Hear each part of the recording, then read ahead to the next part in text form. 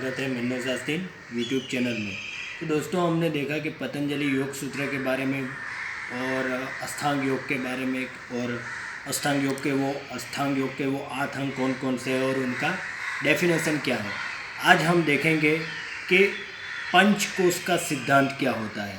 वो भी एक योग का एक बहुत महत्वपूर्ण पार्ट माना गया है। दोस्तों, व्यक्ति की जो प्रचलित पाश्चात्य थ्योरियाँ मनुष्य को समग्र रूप में प्रस्तुत नहीं करती है। जैसे हम देखते हैं कि फ्रॉइड का एक मनोविज्ञान का सिद्धांत है, जिसमें वो बचपन में दबी हुई इच्छाएं तथा भय को अति महत्वपूर्ण मानते हैं, जिसको हम इदम, ईगो और सुपर ईगो बोलते हैं।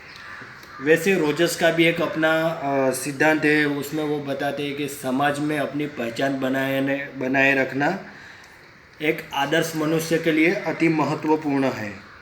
ऐसी अनेक थ्योरियाँ हैं। और आरण्यक का एक सिद्धांत है जिसको पंचकोश सिद्धांत कहा जाता है। उसमें व्यक्ति के अस्तित्व के दोस्तों 5 स्तर माने गए हैं।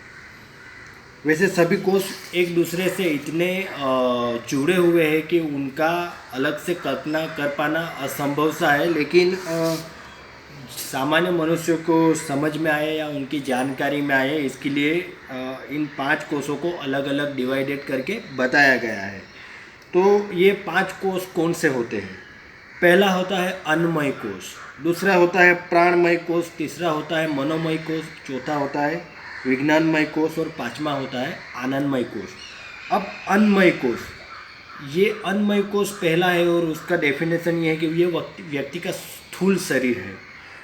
मनुष्य के शरीर के रूप में यह दिखाई देता है। इसके स्वास्थ्य के लिए शुद्ध भोजन, आसन और कोई भी तरह के व्यायाम अति महत्वपूर्ण माने गए हैं। दूसरा होता है प्राणमय कोश।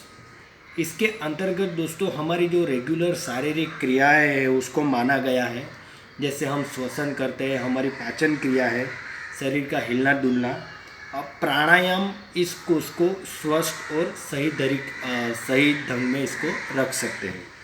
तीसरा है मनोमय कोश। यह व्यक्ति का तीसरा स्तर है। प्रत्याहार के द्वारा इस कोश पर नियंत्रण पाया जा सकता है। और अब प्रत्याहार क्या है ये मैंने आपको अष्टांग योग में बताया है मेरे अगले वीडियो में।